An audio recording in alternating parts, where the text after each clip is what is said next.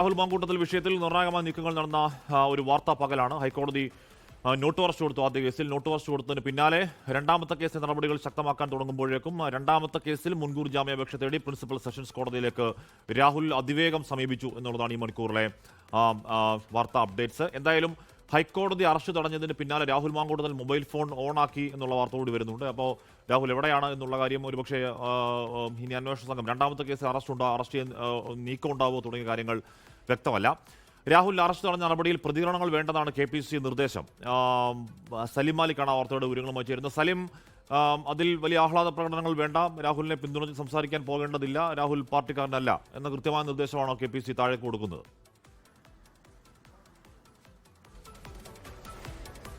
ഹാഷ്മി, അതെ, ഈ വിഷയവുമായി ബന്ധപ്പെട്ടൊരു അമിതാവേശമോ അമിതാഹ്ലാദമോ വേണ്ട എന്നുള്ളതാണ് KPCCയുടെ പ്രധാനപ്പെട്ട നിർദ്ദേശം. അത് സമൂഹ മാധ്യമങ്ങളിൽ ഉൾപ്പെടെ അത്തരത്തിൽ ഈ അറസ്റ്റ് തടഞ്ഞതുമായി ബന്ധപ്പെട്ട ആഹ്ലാദ പ്രകടനങ്ങളോ അതുമായി ബന്ധപ്പെട്ട പോസ്റ്റുകളോ പങ്കുവയ്ക്കേണ്ടതില്ല. മാത്രമല്ല, നേതാക്കൾ പ്രതികരിക്കുമ്പോഴും അതിനെക്കുറിച്ച് കാര്യമായി പ്രതികരണം നടത്തേണ്ടതില്ല. മാധ്യമപ്രവർത്തകർ ആവർത്തിച്ച് ചോദിച്ചാൽ പോലും അക്കാര്യത്തിലെ പാർട്ടിയുടെ നിലപാട് മാത്രം പറഞ്ഞാൽ മതി എന്നുള്ളതാണ് നിർദ്ദേശം. നേരത്തെ തന്നെ രാഹുൽ മാങ്കൂട്ടത്തിനെ ഈ വിഷയവുമായി ബന്ധപ്പെട്ട പാർട്ടിയിൽ നിന്ന് പുറത്താക്കിയിട്ടുണ്ട്. നിലവിൽ പാർട്ടിക്ക് പുറത്തുള്ള രാഹുൽ മാങ്കൂട്ടത്തിനെ അറസ്റ്റ് ചെയ്താലും അറസ്റ്റ് തടഞ്ഞാലും അത് പാർട്ടിയെ ബാധിക്കുന്ന വിഷയമല്ല എന്നുള്ളതാണ്. നിലവിൽ ശബരിമല സ്വർണ്ണക്കൊള്ള ഉൾപ്പെടെയുള്ള കാര്യങ്ങൾ പരമാവധി 2 ദിവസം, നാളെയും മറ്റന്നാളും പ്രചരിപ്പിച്ച് അതിനുശേഷം 9-ാം തീയതി നടക്കുന്ന തെരഞ്ഞെടുപ്പിനെ കേന്ദ്രീകരിക്കണം എന്നുള്ളതാണ് നിർദ്ദേശം. അതല്ലാതെ രാഹുൽ മാങ്കൂട്ടത്തിലെ പുറകെ പോകേണ്ടതില്ല. രാഹുൽ മാങ്കൂട്ടത്തിലുമായി ബന്ധപ്പെട്ട ചോദ്യങ്ങളെല്ലാം ഒരു കെണിയാണ് എന്നുള്ളതാണ് KPCC വിലയിരുത്തുന്നത്. അതുകൊണ്ട് തന്നെ ആ കെണിയിൽ കോൺഗ്രസ് നേതാക്കൾ പോകേണ്ടതില്ല. ഒപ്പം ഈ പാർട്ടിയുടെ ഔദ്യോഗിക സ്ഥാനം വഹിക്കുന്ന ആരും സമൂഹ മാധ്യമങ്ങളിൽ ഉൾപ്പെടെ രാഹുൽ മാങ്കൂട്ടത്തിനെ പിന്തുണച്ച് ചിത്രങ്ങളോ പോസ്റ്റുകളോ പങ്കുവെക്കരുത് എന്നും നിർദ്ദേശമുണ്ട്. ഹാഷ്മി, സലിം, ഈ രണ്ടാമത്തെ കേസിലെ മുൻകൂർ ജാമ്യാപേക്ഷ സെഷൻസ് കോടതി എപ്പോൾ പരിഗണിക്കും എന്നതിനെ പറ്റി എന്തെങ്കിലും സൂചനയുണ്ടോ സലിം?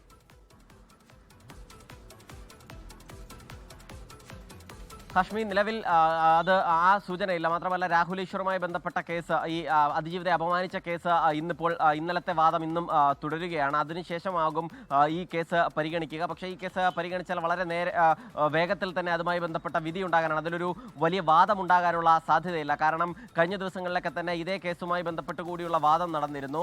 ഈ ആദ്യ കേസുമായി ബന്ധപ്പെട്ട വാദം നടക്കുന്നതിനിടയിൽ പോലും രണ്ടാമത്തെ പരാതി പ്രോസിക്യൂഷൻ ഉയർത്തിക്കൊണ്ട് വരികയും ചെയ്തിരുന്നു. രണ്ടാമത്തെ പരാതി ആ ജഡ്ജ്മെന്റിൽ പോലും രണ്ടാമത്തെ പരാതിയെക്കുറിച്ചുള്ള ഒരു മെൻഷനിങ് ഉണ്ടായിരുന്നു. അതുകൊണ്ട് തന്നെ വലിയ തരത്തിലുള്ള ഒരു വാദം അതുമായി ബന്ധപ്പെട്ട് ഉണ്ടാകാനിടയില്ല. അതുകൊണ്ട് ഇന്നോ നാളെയോ തന്നെ അതുമായി ബന്ധപ്പെട്ടുള്ള ഒരു വിധി കോടതിയിൽ നിന്ന്, ഈ വിചാരണ കോടതിയിൽ നിന്ന് വരും എന്നുള്ളതാണ് മനസ്സിലാക്കുന്നത്. പ്രത്യേകിച്ചും ഹൈക്കോടതി ഈ കേസിൽ ഇടപെട്ടതുകൊണ്ട് തന്നെ കുറച്ചുകൂടി വേഗത്തിലാകും വിചാരണ കോടതിയും അതുമായി ബന്ധപ്പെട്ടുള്ള നടപടികൾ നടത്തുക. നേരത്തെ സന്ദീപ് വാര്യരുടെ ജാമ്യം ഉൾപ്പെടെ 8-ാം തീയതിയിലേക്ക് നാളത്തേക്ക് മാറ്റിവെച്ചിരുന്നു. അപ്പോൾ സ്വാഭാവികമായും അതിനൊപ്പമാകാം ഈ കേസ് പരിഗണിക്കുക. നിലവിൽ ആ കേസ് ഈ കോടതിയിലേക്ക് ഇപ്പോൾ ഫയൽ ചെയ്തിട്ടേ ഉള്ളൂ. അത് ഇനി അതുമായി ബന്ധപ്പെട്ട കോടതി നടപടിക്രമങ്ങൾ കൂടി പൂർത്തിയാകുന്ന പശ്ചാത്തലത്തിൽ മാത്രമേ ആ കേസ് എപ്പോഴാകും പരിഗണിക്കുക എന്നതുൾപ്പെടെയുള്ള കാര്യങ്ങളിൽ ഒരു വ്യക്തത വരൂ. നിലവിൽ എന്തായാലും രാഹുൽ മാങ്കൂട്ടത്തിനെ സംബന്ധിച്ചിടത്തോളം രാഹുലിന് പുറത്തിറങ്ങണമെങ്കിൽ ഈ വിചാരണ കോടതിയിൽ ഉള്ള നിലപാട്, വിചാരണ കോടതിയുടെ ഈ വിഷയത്തിൽ രണ്ടാമത്തെ കേസിലെ നിലപാട് കൂടി നിർണായകമാണ്.